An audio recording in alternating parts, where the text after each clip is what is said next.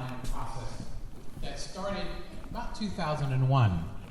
So this began as a process recognizing that post-pandemic there had been a decrease throughout the diocese, I would fact and say throughout the country, of church attendance that was particularly felt acutely within the Catholic parishes throughout the Diocese of Oakland.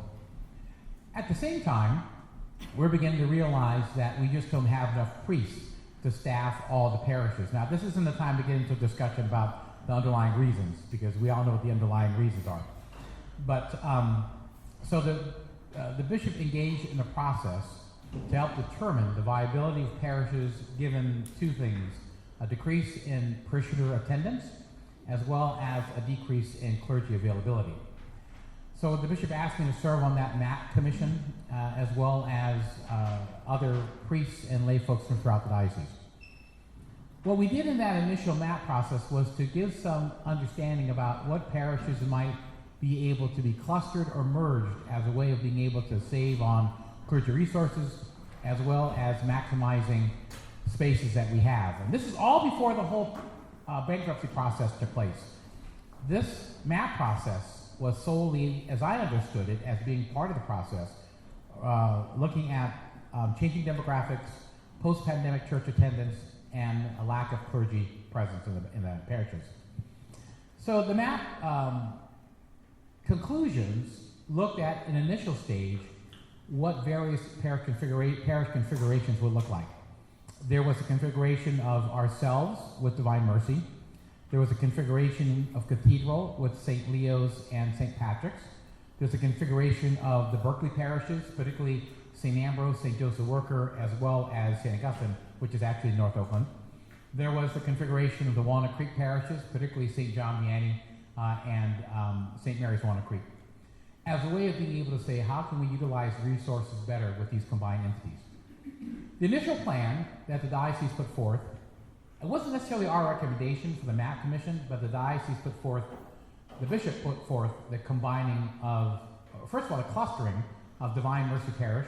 For those of you who do not know what Divine Mercy Parish is, Divine Mercy Parish is the conglomeration that took place in 2018 between St. Lawrence O'Toole Church, which is located on High MacArthur, and St. Pascal Balin, which is located a block from where you live and right behind where you live, right there on Dorissa, across from the zoo. Those were combined in 2018, and then the bishop saw that given a number of different statistics, that it might be good for our two parishes to combine with Divine Mercy and St. Benedict. We fought that. And we actually, the members of this parish council here, as well as others, met with the bishop and the vicar general, as well as the chancellor personally, and made our case for us to remain clustered but not merged. So there's a difference. Clustered means that we're connected to them because you share a pastor. That's me. Merge would be a total sort of enveloping of the both parishes. You maintain a site integrity, meaning there would be two different sites, or at least at this point 3 different sites, but you would also maintain a site integrity that Benedict would continue to have its own expression of African American Catholicism, and that wouldn't be necessarily enveloped by Divine Mercy. Over the past month, I've had 2 conversations with the bishop, both about an hour long, that went all over the place. One of the things he mentioned that, and it's no secret to any of us who are part of this clustered reality, is that he needs to sell St. Pascal's. Right? Now, so this is where the bankruptcy comes in, right? So in the midst of all this MAP process thing going on, we have bankruptcy. The diocese declares bankruptcy in response to almost 430 cases of clergy sexual abuse that took place over a series of decades. This is a result of the statute of limitations being lifted for a year. They did this twice in the state of California. More recently, they had a statute of limitations lifted, which enabled a great deal of lawsuits to be filed against the diocese. One of those lawsuits is my best friend from elementary school and high school who was abused by a priest of his diocese. So, and then to also be, as some of you know, that I worked for 7 years as a priest that worked with clergy abuse victims. So I'm attuned to hearing the stories. My friend Matt just died of a heart attack recently. He had been struggling with alcohol ever since he'd been abused, and he'd been abused as a kid. from a renowned priest of the diocese. So there's some understanding of that. That's a personal thing for me as well. So I have some understanding about the need for redress and justice. So the bankruptcy then now begins to overshadow everything else, right? So now it's how do we liquidate property in order to meet the plaintiff's settlements. So that becomes now an issue. So not only are we looking at a lessening in clergy availability and a demographic change post-pandemic that looks at the decrease in parishioners, we're looking at a need to oblige at the very minimum. I'm guessing, Counselor, I don't know, if you've got, when we had a similar situation in 2005, we had about 50 cases and it worked out to about $51 million worth of payout that we had to do from either sale of property or insurance for the diocese. So if we look at an average of maybe $1 million per case, and if they end up selling anywhere near that, we're looking at least $200 million. And we don't know, what that might do with regards to properties.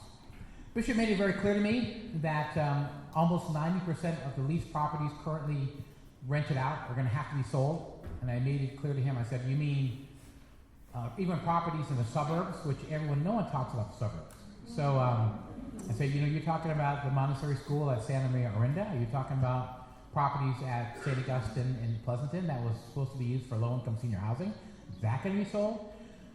He made it clear that whatever it is that needs to happen to sell and meet the obligations that the plaintiffs have extended to us will have to be sold. And in light of whatever bankruptcy court has decided to, what figure they use.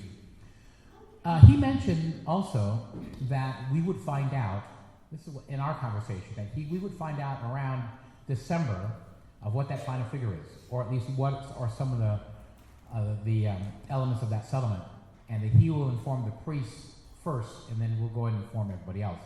I also know that Bishop, we're all supposed to be on retreat this week, the priests of the diocese, between this week and next week. And so I know that he's going to be, I asked him point blank, he's going to be down there on Monday, Tuesday, to also give an update to the priests of the diocese who are down there to get a sense of the current status of the bankruptcy situation. How this affects us. So in my conversation with the bishop, he made it clear that he's concerned about the preservation of the African American Catholic community and finding ways in which we can maintain viable. He discussed the possibility of combining all the black parishes in a site that's very different from ours, meaning that we discussed various places where a possible combined black parish might take place. When I say that, I'm saying a parish that includes St. Patrick's. I see Grad Yehudi there, who's a dear friend. He's very much involved in the leadership at St. Patrick's in West Oakland, an old friend, very trusted friend, so I know that what I'm sharing with you is the kind of stuff you may not be hearing from your leadership. I'll just put it that way. And I'm just being straight up. So the bishop mentioned that there's a possibility that he can perhaps look at combining Columba, Benedict, and St. Patrick. I said, that's not going to work. Because our people we're not going to North Oakland. Which is not. This is not going to be the reality. If you're going to do that, you're going to lose parishioners to Allen Temple, to Actual Gospel, to all the different kinds of other churches that are part of our community here. You lose then an African American Catholic presence in East Oakland, which I think does not benefit the diocese, let alone the African American community as well. So that's when we discussed the idea again of perhaps merging with Divine Mercy. And I'll tell you why.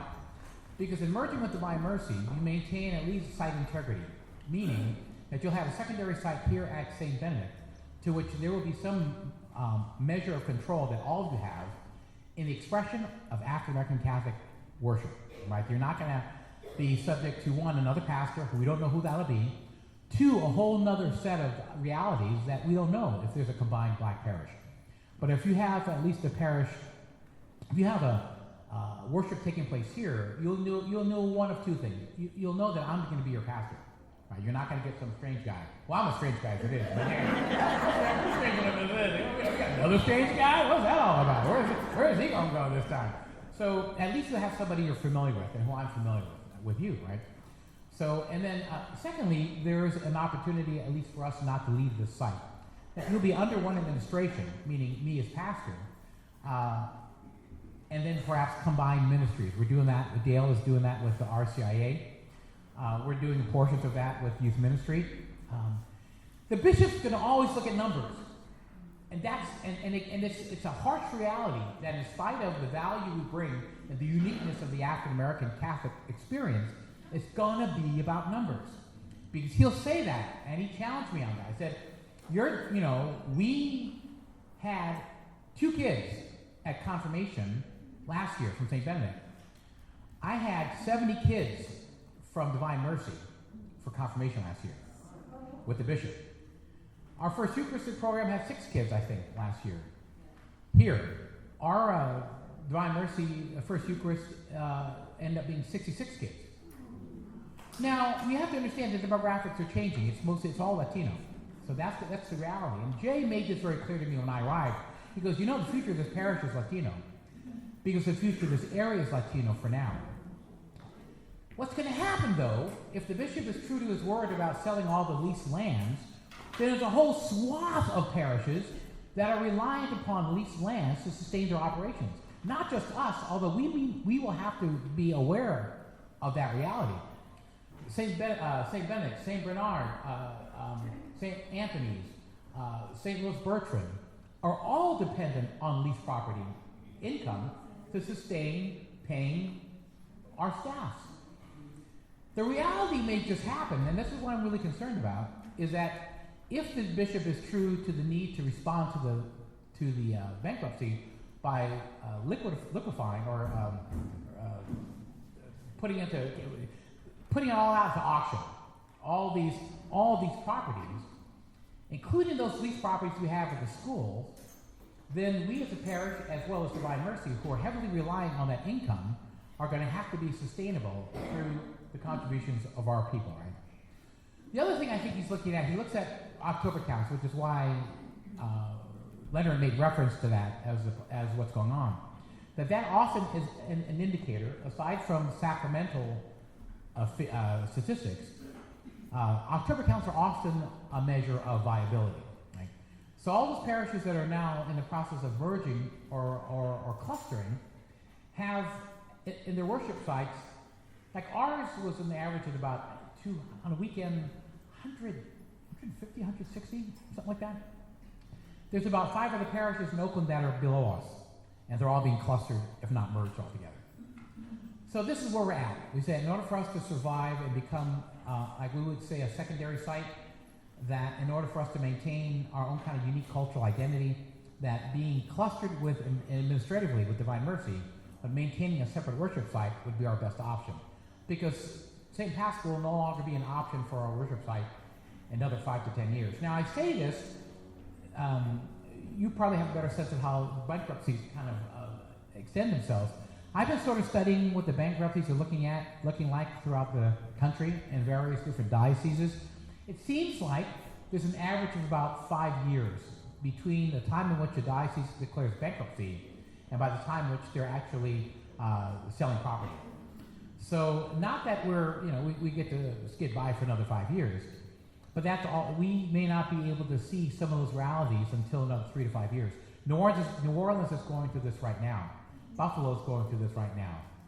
So as a response to all this, we've had a number of different members of our leadership teams, both at Divine Mercy and at St. Benedict, meeting on a fairly regular basis, talking about different kinds of possibilities, going into some detail about what that looks like financially as well as personnel-wise, and how we can continue to be supportive of each other.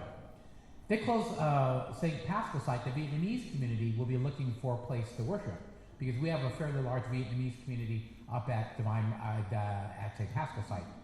We have a large Latino community that worships at our 12:15 Mass at St. Lawrence O'Toole site. They average about 500 to 600 a Mass. It's that in the sacramental loads are indicative of that. So you can see the demographic changes. And the bishop has asked me before, I think he's also asked folks at St. Patrick's, he goes, so, where are your parishioners' kids? Are they at Mass? So, where are your parishioners' grandkids? Are they at Mass? And I'm like, we almost through with this interview. So those are kind of the hard questions I think the bishop has asked, and relative to kind of what our situation is. So that gives you at least a brief synopsis. A letter was written. There's a holding statement that was sent to the bishop. that all of you have received from both parishes. There has been a letter that was sent on our behalf by your brother, Morris, your brother Richard Soublé, who represents Divine Mercy, as well as Judge Krashner, who represents St. Benedict, was sent to the bishop requesting us to merge as a parish. To do that, in light of the fact that they will probably sell pastels, they'll only leave 2 sites. This site as a place where African American Catholic worship is valued and expressed. Because there's no certainty that if there's a combined parish with all the African American parishes in Oakland, that our interests or who we are as a community of faith will be represented. All the different parishes in that deanery are changing demographically. I know that St. Patrick's has become more and more Latino, so there's a desire from the African American community to find a place to land. St. Columba, it's no secret that they're changing demographically as well too. That is becoming, and I've spoken to their leadership as well as Aiden about the changing dynamics that's going on in that area and that's an area I grew up in, West Berkeley area.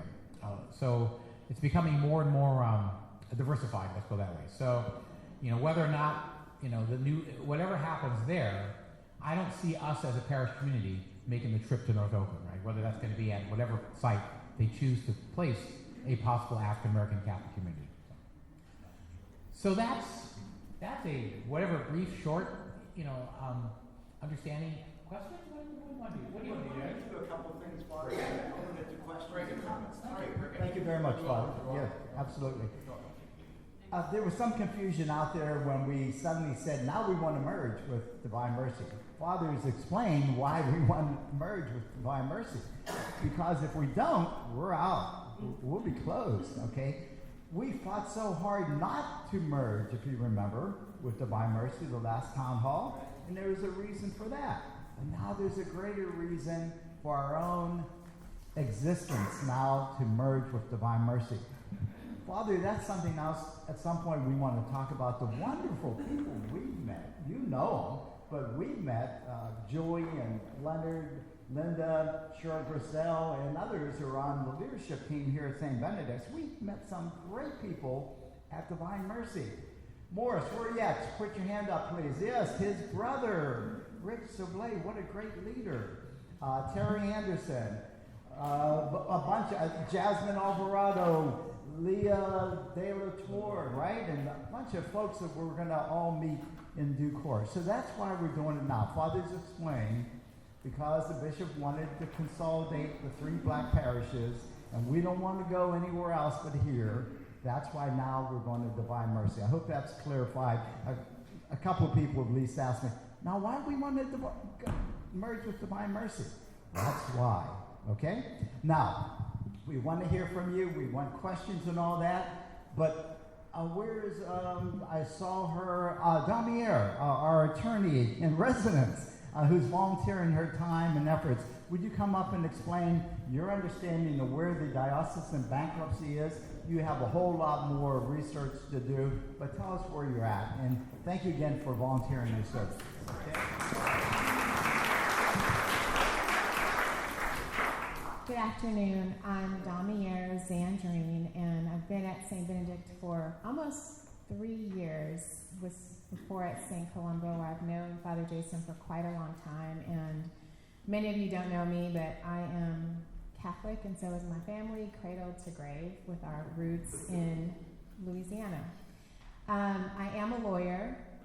Please know I am not a bankruptcy lawyer. I am in financial services. And so what I've done at the request of the Pastoral Council is to take a look at publicly available information. This whole bankruptcy case is in what's called federal court, and anyone can go online and take a look at everything that's been filed. So I don't want to talk down to you, but I'm going to assume that we know nothing, because I knew nothing. Like I said, I'm not a bankruptcy lawyer. The Diocese of Oakland filed for what's called Chapter 11 bankruptcy in May 2023 in an effort to reorganize so that we could have enough to pay the debts that are going to be owed to the abuse victims. The abuse victims are represented by what's called a creditors committee. So when you're in bankruptcy, you take a look at what assets you have, those are sold off to pay your creditors. However, in bankruptcy, under federal law, you can have exemptions. So the debtor, which is the Bishop of Oakland, you look at their assets. Certain assets, if they are held in trust, can be exempt, and they are not part of the debtor's estate. So in essence, they can be protected from having to be sold or otherwise liquidated. In taking a look at all of the filings, and the last filing was probably a couple of weeks ago, what they have been really focused on since May of 2023 is insurance, and seeing what insurance is available and how much. That, as you know, insurance companies never want to pay, so that arm wrestle has been going on for months. The creditors committee recently got approval to hire a real estate consultant, which makes me think that they are now moving toward trying to understand the value of the real property that could be part of the diocese estate. What is noteworthy is that in looking at the filings, the bishop has specifically said that the diocese holds property on behalf of others, and that should not be included in the estate. So they do not want property held on behalf of others to be seen as part of the diocese assets. St. Benedict and a host of other churches are listed on that schedule as property held on behalf of others. I think it is going to be a fight, though, because the creditors certainly are going to want to have a big pool of assets from which to draw upon. Father Jason, you mentioned leased property. So I have seen the lease that we have for the Aspire schools. The landlord for that lease is not St. Benedict, but an organization called the Roman Catholic Welfare Corporation. The Roman Catholic Welfare Corporation, it is unclear to me if that is technically part of the Diocese of Oakland, or if that is a corporation that is outside of what would be the assets of the diocese. That lease actually ends in June of 2025, unless it's been renewed. Okay, so my recommendation is to ask the bishop for a meeting with the law firm that is representing the diocese to talk to us candidly and have an open Q&A, because we need to be able to understand, should that lease be renewed with the Aspire schools? Are they going to be successful arguing that all of the church properties that they are saying are outside of the debtor's estate? That's going to be a successful argument. And then we have a better understanding of how we need to make decisions. I mean, I would hesitate to jump to any conclusions that any church is going to be closed. I think that what will probably end up happening is a settlement whereby the creditors will agree that certain property is truly held on behalf of others and needs to be excluded, and other property will be swept into the pool of assets. But that is what I've learned so far of where we are. I would say, Father Jason, you're probably right. It's going to take a few years. We're May of 2023. It's been more than a year, so I think just on general principle, the parish is owed an update by the bishop, right? It's been quite a long time.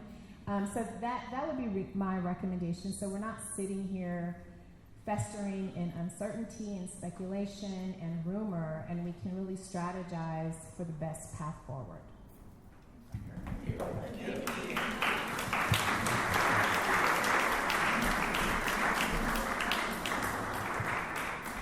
So I asked that bishop that question exactly, Damier, to the bishop point blank, that in those properties that indicate that it's being owned by the welfare corp, are those subject to bankruptcy?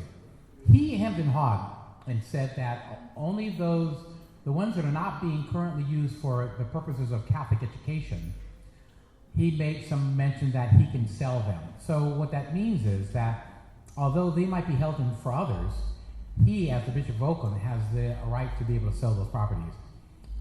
My understanding is the bankruptcy court couldn't necessarily assign, I'm not a lawyer, but it couldn't assign that as, well, you got to sell that. He, in order to generate funds, has the ability to sell that, as he does all these other properties, right? So, because I did ask him that, so what's the deal with this? And he goes, well, his first implication is to protect those properties that are currently being used as Catholic schools. In Oakland, there's only 3 of those. That's St. Teresa's, St. Leo's, and St. Elizabeth. All the rest of the schools that we've been associating, elementary schools throughout the many years that are such a part of the Oakland fabric, are gone. I mean, all those, you can name them. So, but the only ones that are operating as Catholic schools presently are, again, St. Elizabeth's over in Fruitvale, St. Teresa's up in Upper Rockridge, and of course St. Leo's on Piedmont Ave. So, Father, you're on. yeah, I'm here. Hang on, hey, Downey's got it. Hang on, Jalen. One question, because I could not find this. Do we know how the title of St. Benedict is spelled? Yes, it should be under the Roman Catholic Bishop of Oakland, a corporation sole. So it would be that the official title of the Catholic Church in the East Bay is the Roman Catholic Bishop of Oakland, a corporation sole. Because that's the issue of corporation sole ends up being really fascinating because other dioceses have made each of their parishes corporation sole, which has limited their exposure as a diocese, right? But our diocese has not done that. It remains a corporation sole, which means we're all going to lose our soul and our shirt. Jalen. Could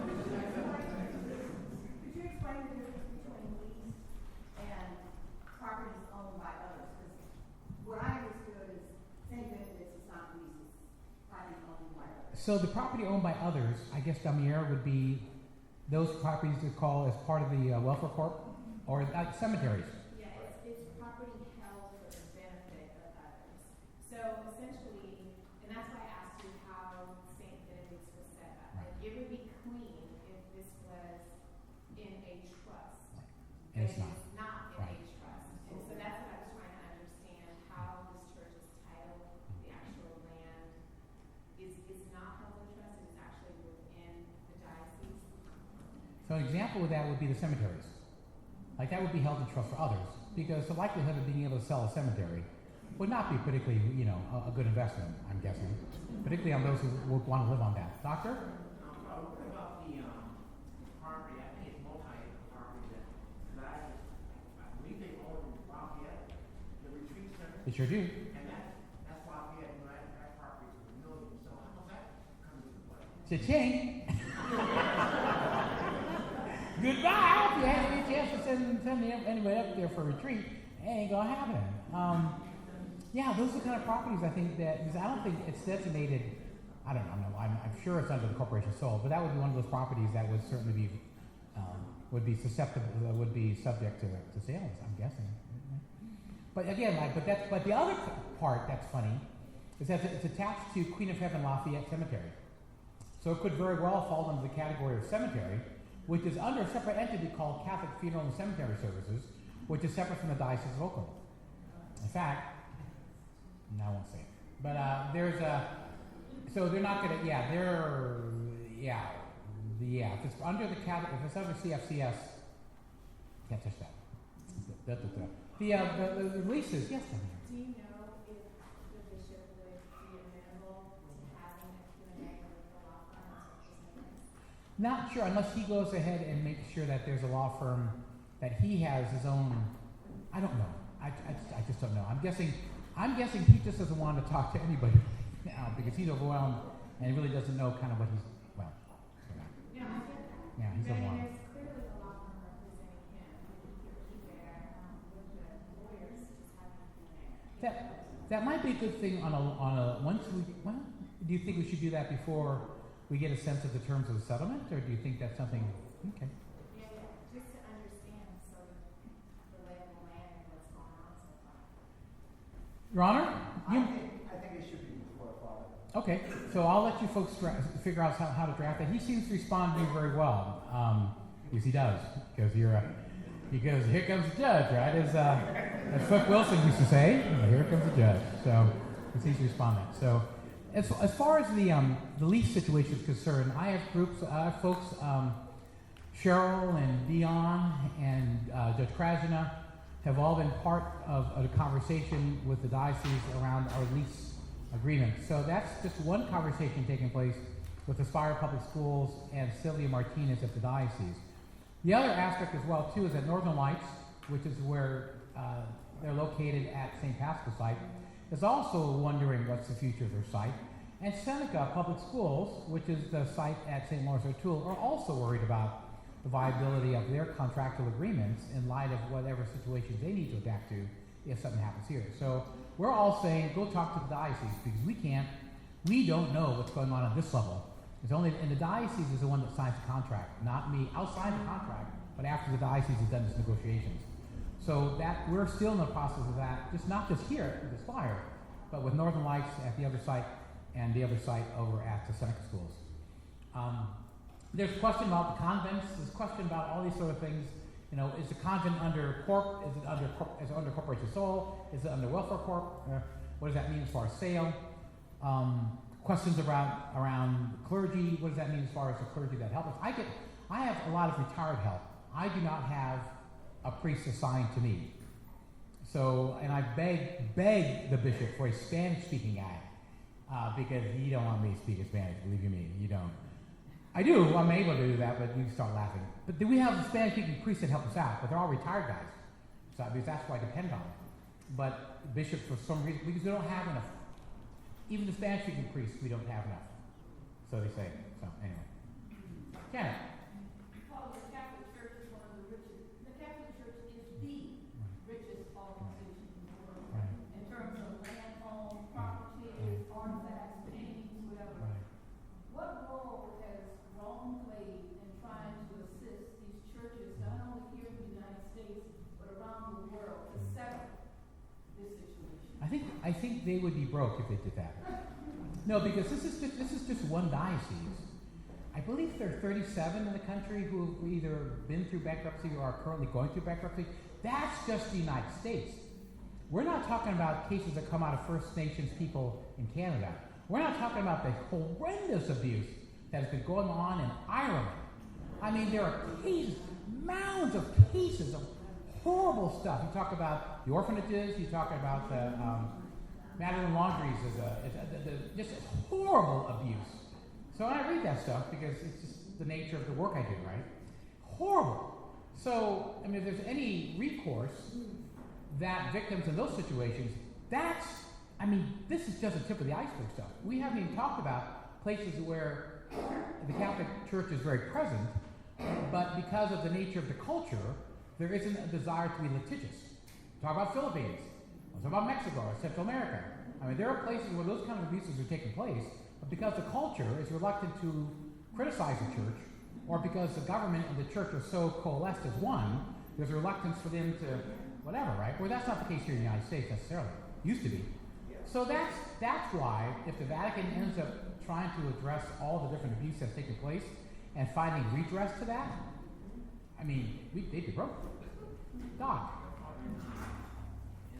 They're having a similar problem in Baltimore with the black churches. They wrote Rome, and Rome ignored them. So, there you go. So that's so any kind of recourse as far as financial just going to happen. Well, the land rich part is relevant to even the lands we own here in the East Bay. So the Catholic Church in the Diocese of Oakland are the Catholic churches in Contra Costa and Alameda County, and in those, and again, getting into that process really quickly, it's the sense of how do you coalesce. It used to be how do you coalesce limited resources, clergy-wise, as well as a decrease in your population going to mass.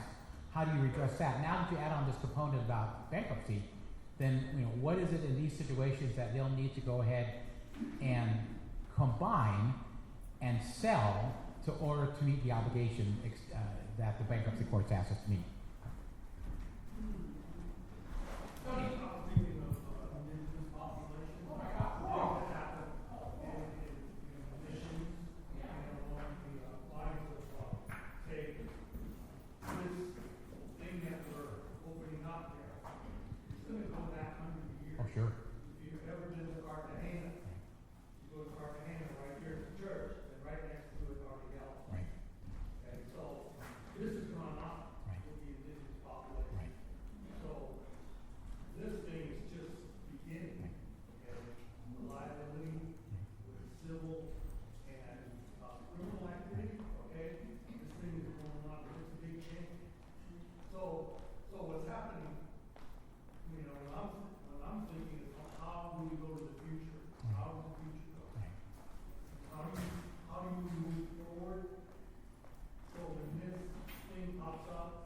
you're not closing everything down. I mean, there has to be some sort of trust created for these things. I mean, there's reparations in Canada as we speak right now. So, I mean, this is not just going to go away. So the trust thing, I think, Tony, you're right. It's not going to go away. And I think Indigenous people, and you're seeing that in Canada, First Nations people are responding. And I think that the Pope is trying to respond to that. When he went to Canada a year ago, he tried to make amends with that community. The Franciscans are now undergoing bankruptcy because of that, because of what they experienced, or what the abuse that the Franciscan friars placed upon people in Indigenous populations as well as the parishes. The Franciscan friars at St. Elizabeth were supposed to move into my rectory convent at St. Lawrence of Toul. But they were forbidden to do that by the bankruptcy courts, because in leaving St. Elizabeth, they would have been seen as alienating property, and would have been somehow seen like they're escaping their obligation. So that's why they remain there.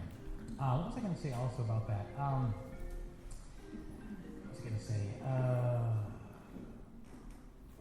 Yeah, I forgot what I was going to say. Anyway, but yeah, you're right, Tony. We just did a lousy job about that. So. But I just think for future sake, for us, for the Catholic Church to survive, it's going to have to create something so that when these things pop up, and they will. Well, it's transparency. I mean, I'm trying to be as honest. I mean, I'm debating because of the conversations I've had with the bishop. I don't know, and I've asked the bishop point blank, am I able to share some of this?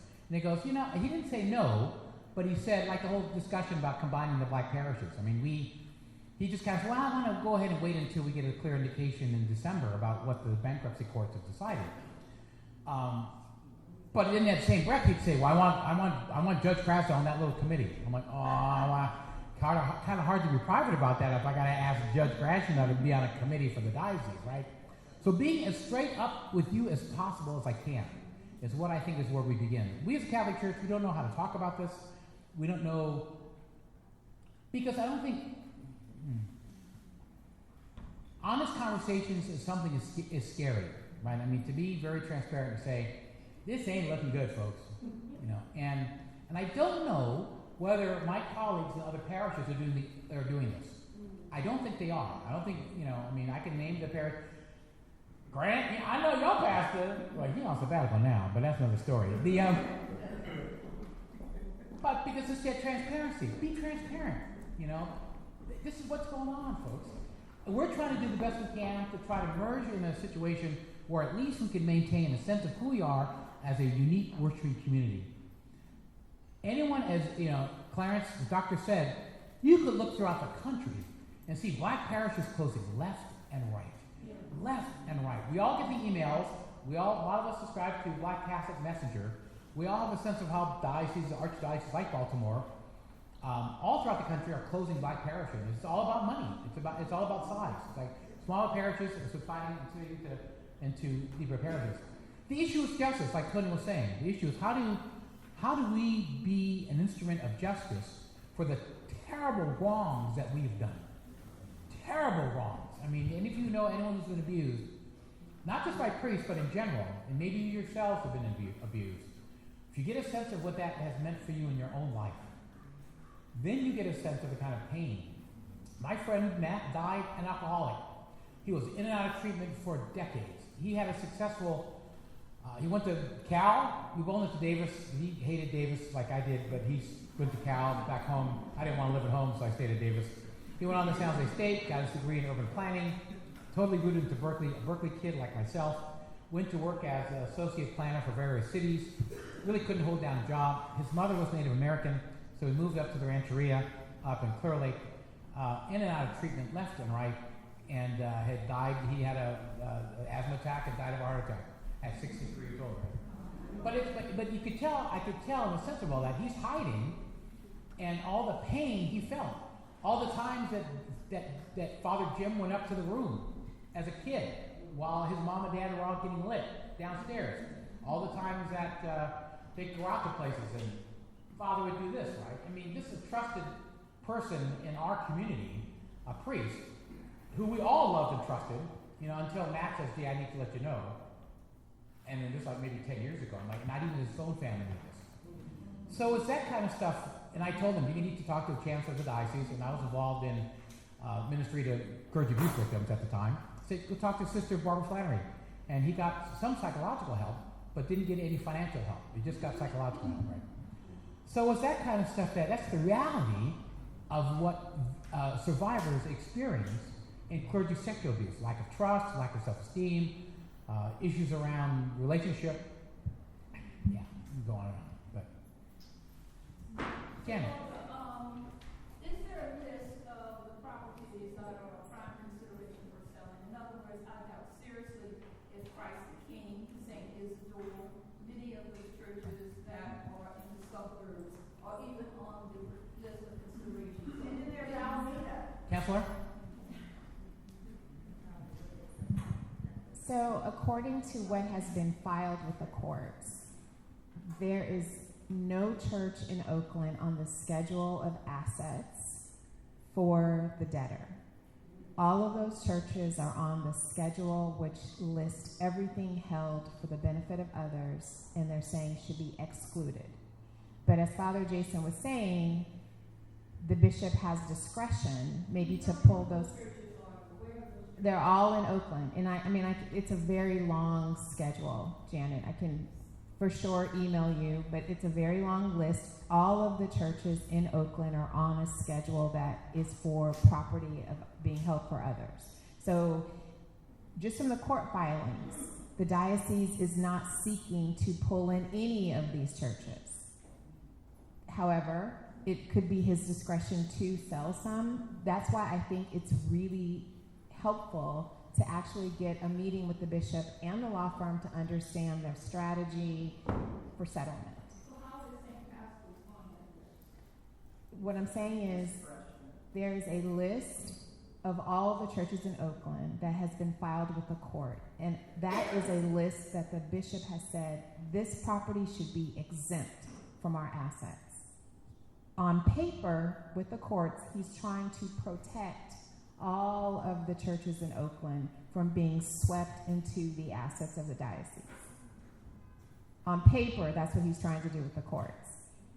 As I mentioned, the creditors have just hired a real estate consultant, and I think that consultant is going to be trying to assess the value of various properties and all of the assets of the debtor. And I think that's why we're at a good place, especially with these school leases coming up shortly, to get some clarity. One of these things Bishop, when he talked about, just very briefly, and those kind of struggles about real estate, Bishop said, my first meeting, the first thing he said to me was, I'm selling St. Pastor's. I said, really? I mean, I really did say that sarcastically, because we all knew that was going to happen. I said, good luck selling that. And he goes, why do you say that? I said, have you ever been on Mountain Boulevard recently? Have you ever seen the Oakland development? See how well that's going along? Yeah. You know, you really think you're going to be able to have some ingress-egress issues right there off of Darissa? If you think you're going to somehow sell it to a developer? You know, and of course, if you think you had problems with Clara's house was the house for trafficked young girls that never got off the ground, although $5 million was put into it because of not only significant neighborhood opposition, but because they were unable to find clients to go there. So it's like, oh, so you're gonna think you're gonna be able to get away with the neighbors not complaining about a couple extra houses up there, which up until now has been utilized as kind of a dog walk.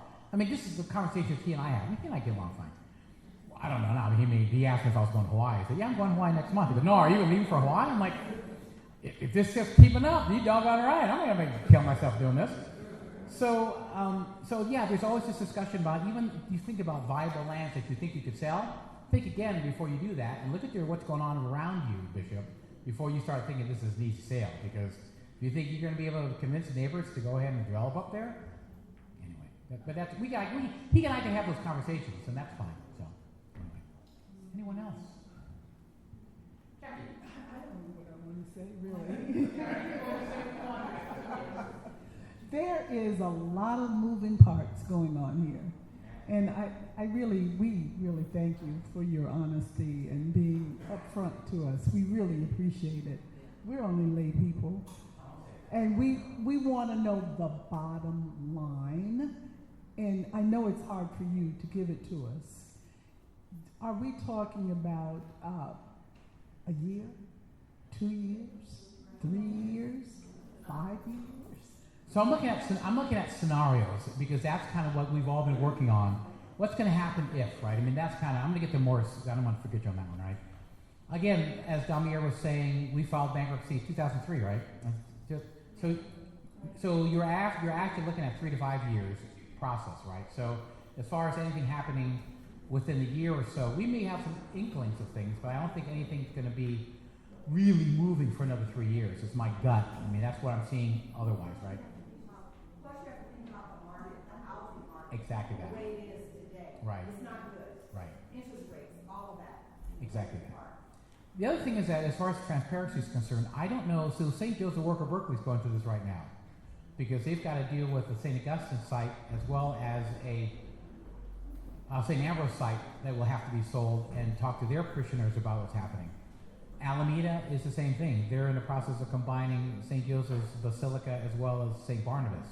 So the Barnabas people are going to have to figure out what's going on there. St. Mary's, Walnut Creek, St. John Vianney, Walnut Creek. They're in the process of those kind of, I don't know if there are discussions at this kind of town hall level, but I know that there's discussions going on between the parishes.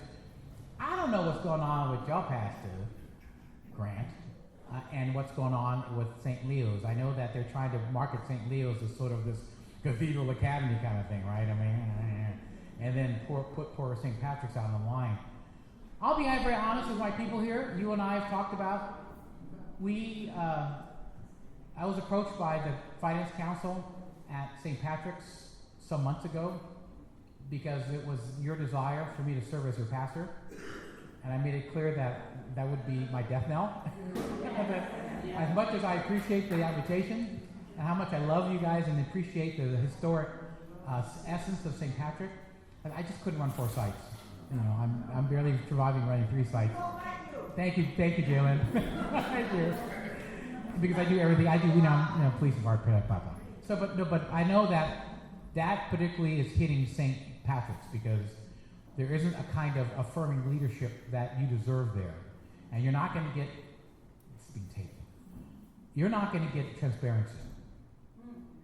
All right. I mean, your pastor's not going to talk the way I'm talking to these people, to our people. You didn't mention Sacred Heart. I didn't mention Sacred Heart, Jalen.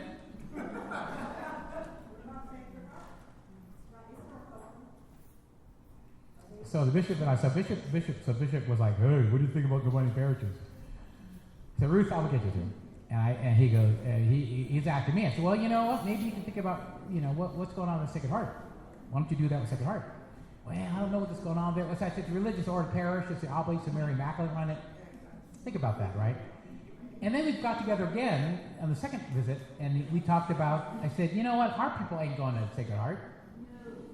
You ain't not going to Sacred Heart. I said, the closer you get to St. Benedict will give you more of the options. I said, well, what about St. Leo's, right? And I said, my only purpose of going to St. Leo's is right across from Fenton. That really is kind of the reason, right? But he goes, let me think about that. And I said, you have to have black leadership. Not necessarily African. You have to have African-American, native-born U.S. pastor, right? Someone who understands the African-American experience as experienced by African Americans, right? So you got to have somebody to do that. Then we talked about different names, and then we had mentioned that. I said, so Leo's. Then, if they were an African American pastor of St. Leo's, it would be a natural fit to the school, which is primarily African American. But he wants his brother, who's the associate pastor at the cathedral, and your current pastor, to kind of be these. Whatever over the school. I figured, that make no sense because you have an African American parish, an African American school, and you're going to have a Filipino dude and a white dude run the school? What's that all about? So anyway, so we talk about that. So I'm going to get to Morris, then Ruth, and then to Betty. Morris. Well, I guess you will. I'm sorry. After You're after me, I guess. Sure. So let's get back to St. Benedict for a minute because one of the topics of Monday morning discussion, as I'm counting money, has always been money. Not only money, but under merger, how are the finances? That's part one question. Second question is looking at combining all of the black parishes into one place. it seems to me the one thing that people haven't mentioned is logistics. Right now, if we're just looking at St. Benedict's and St. Patrick's and Sacred Heart, we have the best parking. I'm not going to Sacred Heart. There's no parking. Okay, so if that hasn't been added to the mix, and yeah, St. Louis has to park illegally. You know, so I don't know how trustworthy everybody else is, but I'm not parking my car on the street in Sacred Heart Parish. Okay, so I'll let you deal with those two. So I lived at Sacred Heart when I was initially named pastor of St. Columba. All the priests who worked in that deanery lived at Sacred Heart. I was with Larry Silva and all the MIs there, so I know that neighborhood really, really well. Yeah, parking stinks. You know, next to a bar station. People. That's why I keep pushing to have us merge with Divine Mercy. The key is to remain, have site integrity about remaining here. Yeah. So the various scenarios. I'll get to who's I've got Ruth and Betty, and then Lil. Okay, so it remains. It makes all the more sense to have the parking and utilize this site as a secondary worship site, particularly for the African American community here as a part of a combined Divine Mercy Parish. Makes all sense in the world, which is why we're fighting for that. The other question ends up being the three scenarios. The three scenarios could be this. Scenario number one, we remain, the diocese sells St. Pascal's. The two sites that remain for Divine Mercy are going to be St. Lawrence O'Toole and St. Benedict. Scenario number two, which is kind of a worst case scenario. No. Scenario number two is that the diocese sells the leased properties, which means both schools on both sites.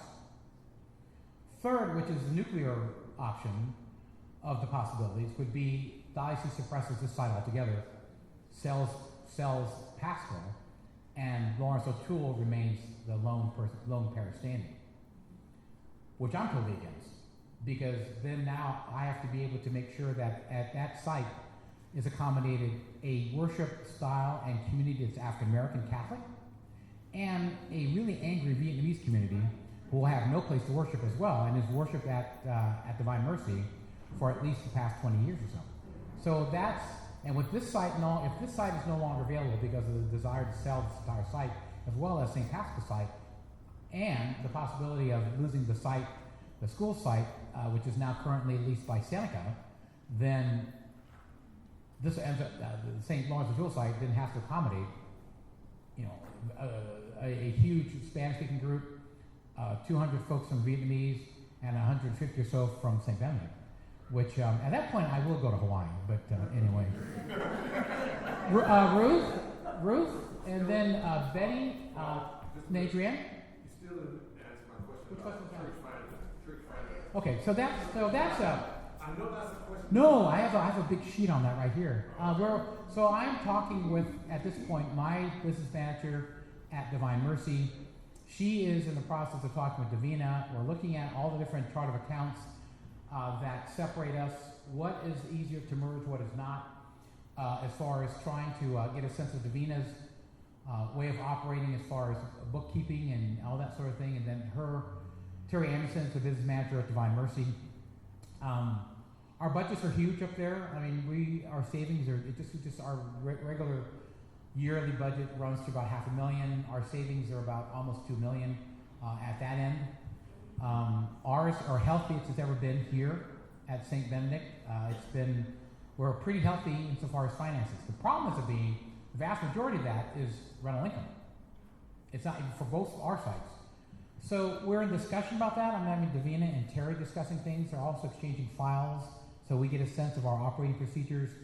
I would say that's probably another year down the line before we actually fully integrate that. That's going to be something, a responsibility of the Finance Committee.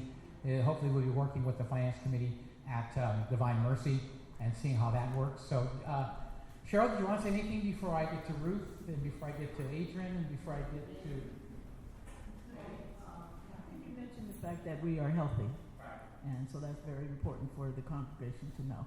Well, healthy, we have some work that needs to be done over the rectory. We have about $100,000 worth of work that needs to be done in the rectory, to which the diocese is paying 60 grand of it, so we're able to get that through.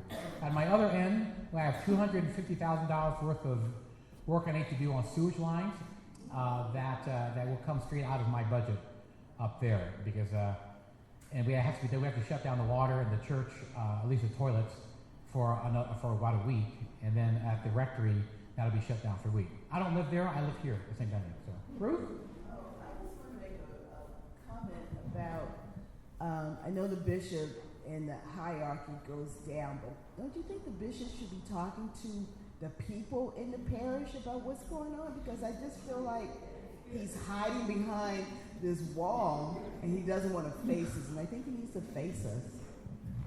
So you're right, and I think and I'm not trying to defend him, and I'm trying to put myself in his position, right? If I had to do this for at least 50 parishes, because that's what he would have to do, 50 entities in the diocese that are going to experience some kind of combining, merging, clustering, I can see where that could be really pretty overwhelming for somebody. Particularly, he and I are both introverts, so it's hard for him to imagine him going out there and doing something like that. That's not excusing him from responsibility. I'm an introvert, but I'm in front of all of you trying to take questions and without notes to try to respond to you in a way that's transparent and honest. So, you don't coat things. I'm not going to sugarcoat things. It's just a reality. But that's a dynamic that's going on throughout the entire diocese. So I wish that were the same, Ruth, but that just can't be that. So, Monica or whoever. Betty here. This statement yesterday at 4 o'clock Mass. The few times that I have attended Mass at the cathedral, I don't see it packed. And I see not one priest up there, I see 2, 3, 4 priests up there. How can the bishop justify that and not giving you the support that you give, but he has all of this support up there? It doesn't make sense. He should be accountable for something. So I'll be very, very, very honest and transparent with all of you. I'm not one of his favorite guys. He and I get along really well. Really, really well, but I'm not one of his favorite guys. I'm of another generation than his younger priests. I was born and raised here. I was born and raised in Berkeley. I was born and raised in West Berkeley. I was born and raised 2 blocks from Kamala Harris. Born and raised. I was watching a Australian 60 Minutes the other day, and they're interviewing childhood friends of hers. And Carol Porter, I'm like, girl, your mother used to drive us to swim lessons at West Campus back in the day, right? And they're talking, this is, Kamala's best friends as kids growing up, right? These are all people I grew up with. So my way of thinking and the way I was raised in the 60s in Berkeley is very different from what his experience is, what the experience of the vast majority of the priests of this diocese are, because the vast majority of our priests are not from here. They're not East Bay kids.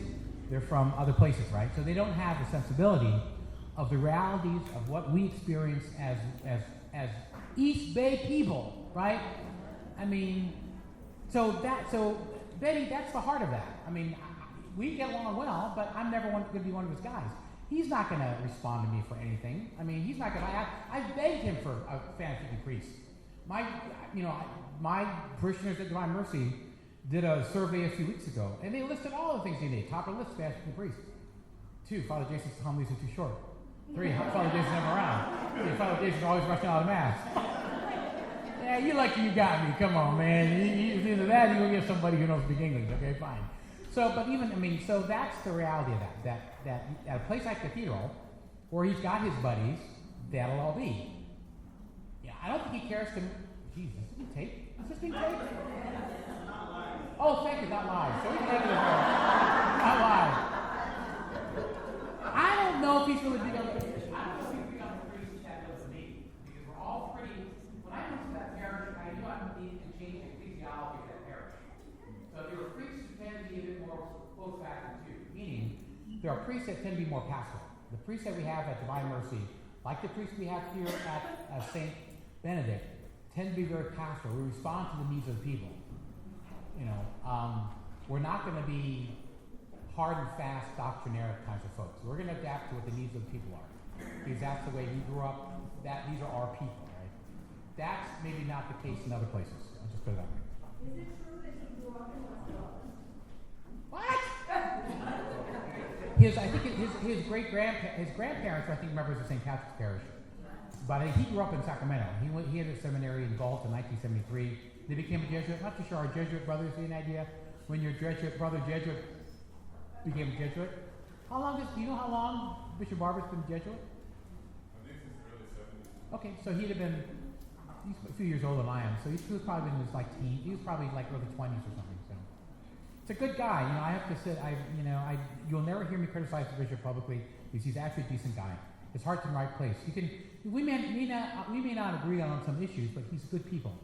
I can tell you bishops who aren't good people, okay? I'm not going to go there right now, but I can name a few. He's a good guy. I think he's willing to listen, and he's also more pastoral than you think, but I'm not one of his favorite guys, so I know that. Doctor. Question for me. We know that St. Benedict is an intentional parish. So if we become subsumed under divine mercy, does St. Benedict Parish disappear? No. The church will be here, but what about the parish? Yes, it does disappear.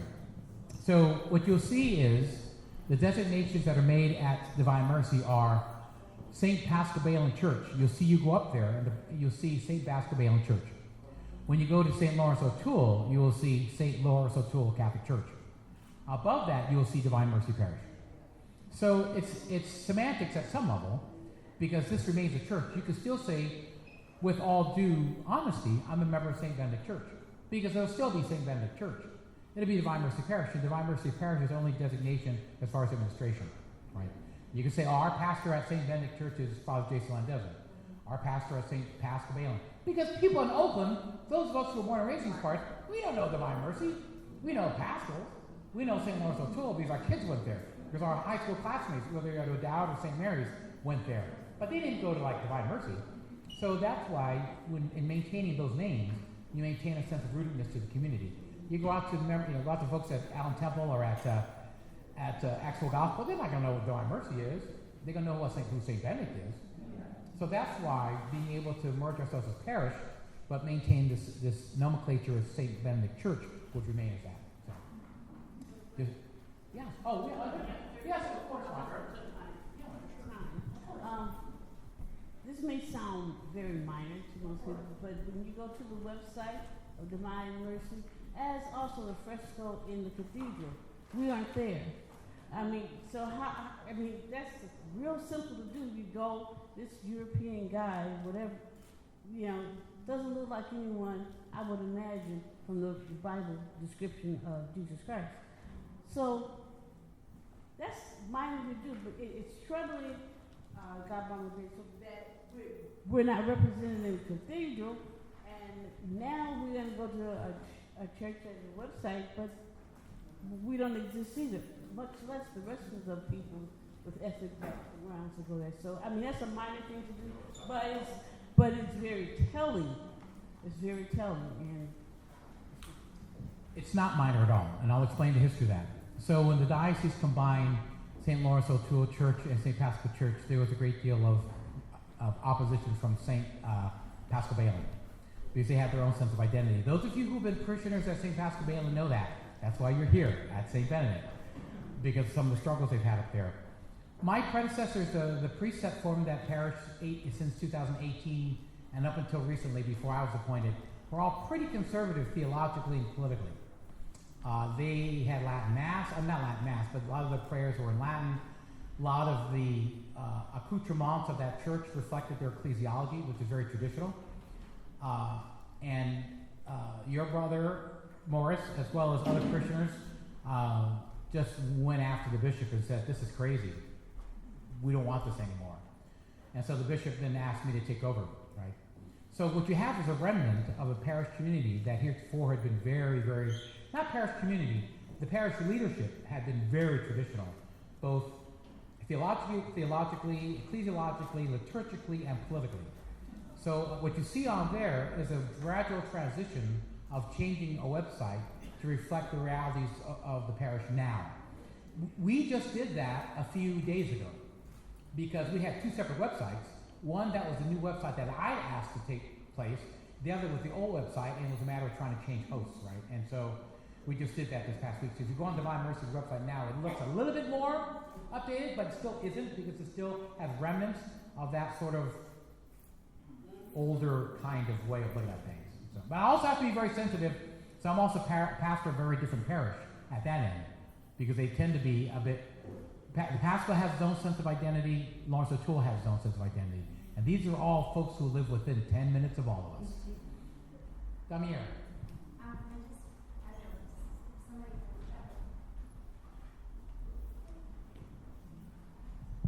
It's my understanding that the church we're going to be merging with potentially has some challenges. Do those challenges become our challenges? That's the first question. The second question is this. The larger picture of what's happening to African Americans in the city of Oakland. I'll be at City Council on Tuesday, school board on Wednesday. On Wednesday, trying to keep them from closing the last African American high school, McClinans. And it's a struggle to keep that school open. At City Hall, 70% of the homeless are African Americans, and we're getting very little attention to that. Housing, we are the highest gentrification group in the city, highest evictions, 8% unemployment, where the rest of the populations are 4%. I'm saying there's a larger picture where African Americans are being pushed out. And so I just want to share that part, but I'm concerned about, you have spoken tremendously about the challenges over there, and we don't have issues, or we're going to have to pick up those issues that are going on at that Question. The issues up there have to do with being able to respond to the needs of a growing community, right? So if it were up to the folks at Divine Mercy, they'd want a Mexican native Spanish-speaking pastor. They would want somebody who's probably a bit more traditional, at least for the Latino community. They would probably want someone who's fluent. So the issues around there have to do with both trying to possibly, in the merging of St. Pascal Balin, there's a community there that remains very hurt by all that and feel very alienated and not wanting to be a part of St. Lawrence O'Toole. There are members of that parish at that church at St. Pascal Balin who've never been to Lawrence O'Toole. Yeah. There are people, like a good example. We have a parish training the exact same day as the first weekend of African American of your homecoming. I have to be up there as I come in from a red-eye flight from Honolulu. So the question was, we have a trilingual liturgy up there, but our Spanish-speaking community wants its own mass that afternoon at 12:15. So I'm getting incredible pushback by members of my staff who are not Spanish-speaking as to why we're having a Spanish-speaking mass. I'm getting terrible pushback from the Spanish-speaking community and Spanish priests about making sure there's a 12:15 mass that's going to supplant possible folks showing up to the trilingual mass at 10. Because a lot of the folks in the Spanish-speaking community don't have means to get up to, bus don't go up to Dorissa, right? So it's the cultural issue, it's the language issue, it's the viability down the line. If they close that Seneca school there, then what kind of income are we going to be deriving for that parish? Particularly if you close the Paschal site, what's the survivability of a situation where there's a great deal of demands placed from the Latino community, but not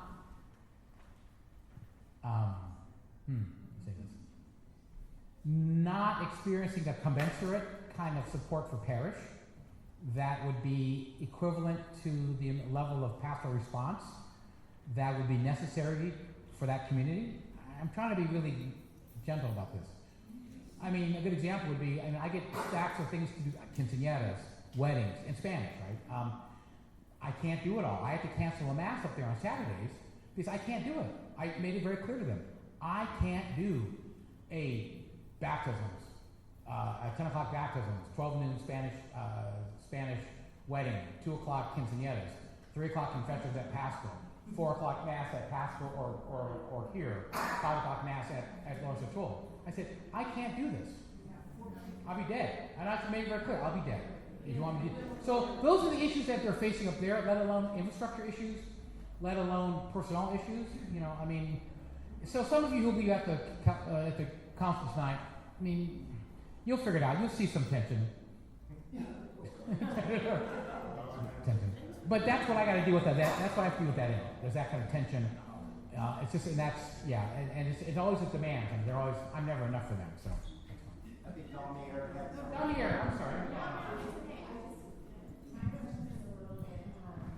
Tangent, but I remember, I don't know, a couple of months ago, where we were standing with the bishop's appeal had a direct sort of impact on his view of St. Benedict, and so I just wanted to see if we've turned that corner.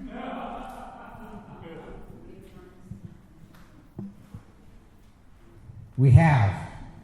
I wrote a check. I said, okay, fine. You don't like it? We're okay financially. We can write the check. So I wrote the check from the parish. Said, you want the money? Here's your money. And my attitude for the other side was, you know, they want that money too? I'll write a check. And my staff was saying, no, don't do it. Wait till near the end of the year, and then we'll write the supplement check. So, yeah, you know what? You get tired. The diocese will just eat you alive. I mean, they will eat you alive as a parish, they'll eat you alive personally. You know. So I said, you know what? Because God has been good to us, we're going to go ahead and deal with this, and that way you could see that we've made our, you know, they're not going to say, well, you took it out of here or whatever. See, you got it, okay? Shut up. You got it. You got your money. Well, I don't know what it'll give us. I think, you know what, I don't think, I have this mean feeling and maybe the suspicion that the decisions have all been set.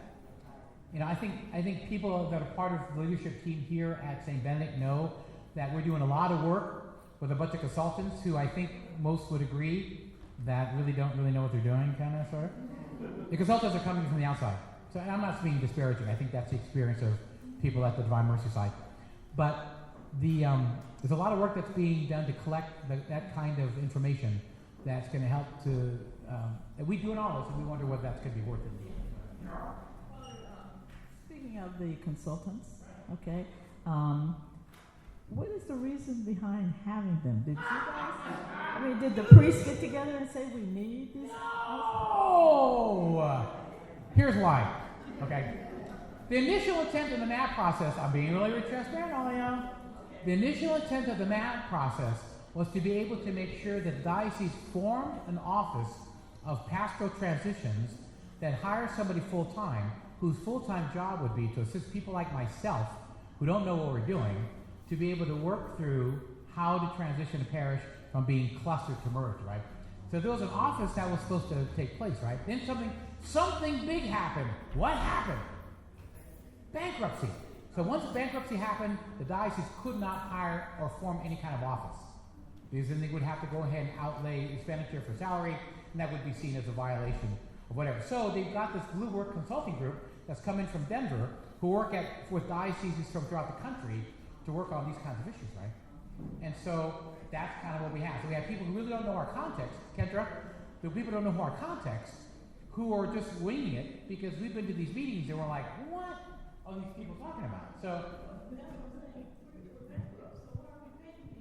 when you've got lawyers and judges and big vice presidents and everybody else, we're all college graduates, practically. your guess is as good as mine. I think that's my guess, is that because they don't have the funds to be able to hire to form an office to help guys like ourselves and parishes in transition, that's why they end up going the cheap route. Kendra?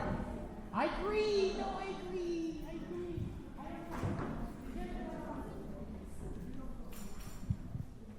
So as I sit here, I'm feeling a lot of anxiety, and I hear, everybody's pretty anxious and kind of on the edge of their seat of wondering exactly what they need to do or what's going to happen. And it feels like we're kind of just sitting ducks in a sense and wondering how much can we be proactive in doing things, suggesting things. How much can we individually or as a community come together to do things, either like, is it more money? Is it more people? What exactly can we do now, if anything? Or is it truly a wait and see type thing before we hear what eventually is going to happen to us? I guess, Kendra, it might be a combination of both. I'm not too sure how that would look like as far as advocacy, as far as kind of advocating or what we need to advocate. I mean, I think it's a good idea, at least as far as being able to show the diocese that we have the financial wherewithal to be able to be self-sustainable in case we lose income that's generated from our rental properties. But I think, trying to find a way perhaps to do both. I don't know whether it's petitioning the bishop. Not sure what we would be petitioning the bishop for. I think because we're in this kind of category, like a lot of other parishes, where we don't have the population base which was the original argument, that although we don't have the population base, we have the cultural uniqueness that would give us the ability to be able to sustain ourselves. I think it's a combination of both, because at this point, I think they're in the process of trying to meet what they perceive to be the financial obligations that would need to take place. So a combination of both would be my guess. I'm not sure how to do that. So, who had a question? Somebody else had a question. Camille. Oh, if there's more, maybe one more question, because a lot of us want to go to the benefit concert. We have choir members who need to get up the hill. So we want to do things with this gap of time. Father, I think we have one more question.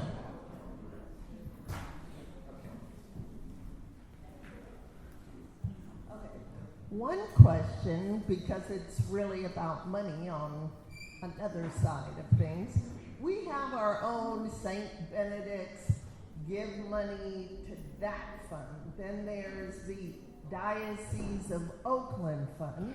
And then you notice every African American or mixed parish with the Bishop's Appeal is all real little and has been continuing to go small.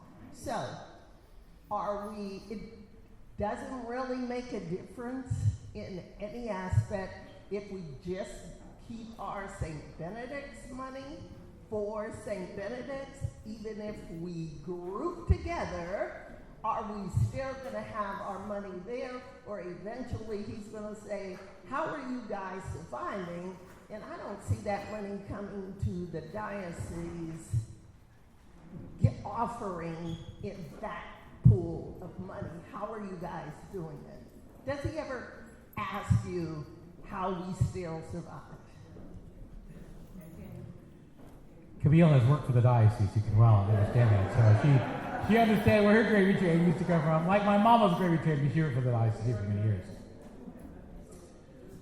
The diocese is going to take its money from us. They call that a capidraticum, or an assessment. So they're going to get our money from us, whether we hook, rook, or whatever they call it. They're going to get our money. So, but the diocese in the United States, let me answer this question, Camille. So the United States Council of Catholic Bishops mandates a series of second collections that are taken throughout parishes in the United States. The diocese also have various collections, like for instance for retirement, for religious, not religious retirement, for retired priests of the diocese, and those kind of things, right? What you give in those second elections is what you give for the second elections. I mean, I'm not, I don't know. You guys, folks who count the monies on the weekends, have a better idea about what monies are collected vis-a-vis parishes. If there's a drop to the parish collection, if there's a second collection, let your heart speak what's the right thing to do. There are a lot of different causes that are worthy of the support of the people of God. I always contend that whenever the USCCB would take up a collection for Catholic University of America, I always would say, you know what, let them pay for their own tuition, dog. You want to go to Catholic University? Pay your own tuition, dog. I ain't paying for this. Make your own decision. I'm not answering that question, or am I? So make your own decision about how you want to support whatever's out there. Be it known that we have a collection to St. Benedict every week.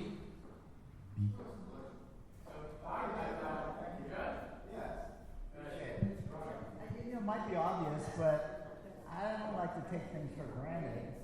Do you know why we're even viable right now?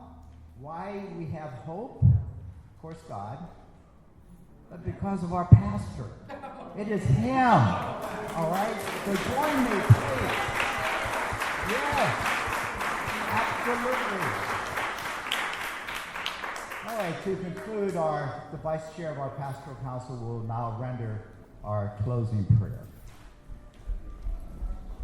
Linda Palmer.